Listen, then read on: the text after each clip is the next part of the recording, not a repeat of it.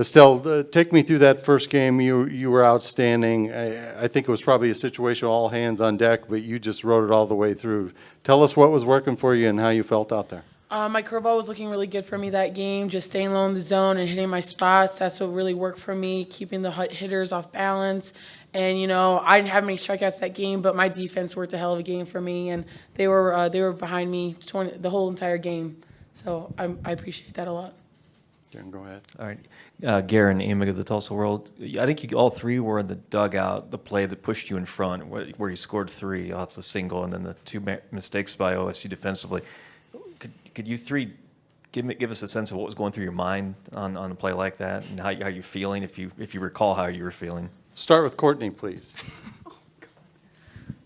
It was a big moment. It was definitely a momentum shift in our energy as a team, and after that happened, we were hyped, and we took advantage of the next however many outs. Hailey came in and did her job, and yeah. Hailey? Yeah, I think, like Courtney said, big momentum shift, but I think it was a momentum grab for us. I think we did a really good job as an offense to keep tacking on those runs, and then as a defense to play, just solid softball behind me and Estelle today. So I think that was a perfect recipe. Estelle? Yeah, we definitely had the more after that. I know in the dugout we were hype, and we had Hailey's back, and we know that she had ours. So, Hailey, when you came in the game, it was 3-0, and then you gave up the home run. How much did it mean to you in the circle when you got those 3 runs back on the home run? Oh, it's a huge weight lifted off your shoulder. I had trust in our offense the whole time with the way they've been hitting the ball all week and, the last 3 weeks of our season. But, getting those runs back and then especially getting that one ahead, it was a lot easier to do my job and just hit your spots and let your defense work. Justin? Estelle, when did you find out you were going to get the starts? Like, how far in advance? I knew I was going to start the first game yesterday before we played Arizona. And then I knew that I was going to start the second game right after the first game.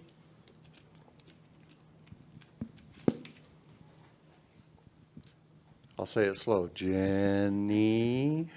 Hey, guys. Jenny Carlson with the Oklahoman. Estelle, can you talk about the first inning and the second game? They score. Alexander gets on. She comes around, scores. But then they hit some balls hard, but nothing more across. How important was that for you to shut them off at that point? It was very important. And wait, are you talking about in the first inning how they didn't score anymore? Yeah. Okay, yes. Well, I knew my defense had me, and I think I got 3 pop-ups after that, and I was just counting on my defense, and I knew that they had my back. And obviously, Hailey came in after the second inning, and she had my back, and I thank her a lot for that. On the play where things sort of unraveled for OSU, and you pushed through, what was your mindset? What were you thinking? What was going through your head there? Run. Let's go.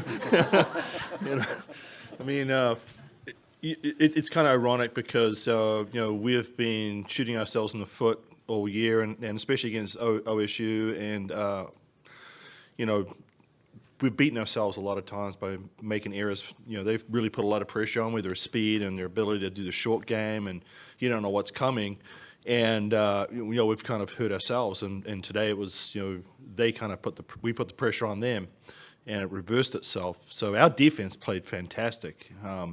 But as far as that happening, that's part of the game, and it's about doing the simple things sometimes, like playing catch and making good throws and making good decisions. But when you start getting out there and there's 14,000 people, it's nerve-wracking, and I feel for them. Nobody wants to go out and losing like that, but we've been there too. Needing to win twice against a team that's kind of had your number the last couple of years, and then how much does that feed into what's ahead with Oklahoma?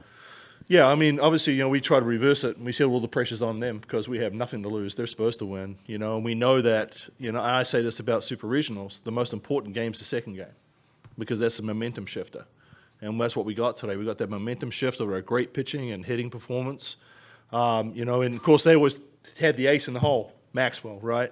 And we got to beat Maxwell, but, we got to get to Maxwell first, and so the focus was really on the first game and see what happens and then just go from there. And being down 5-0, it's tough. You start thinking about, the end of the season and what you're going to say and what you're going to do. And then, but you hang in there and you keep the spirits of the team up and see how they respond. Like with Estelle starting the first game today, how much of that was based off of what you saw yesterday from her as opposed to the matchups that you were looking at with Oklahoma State?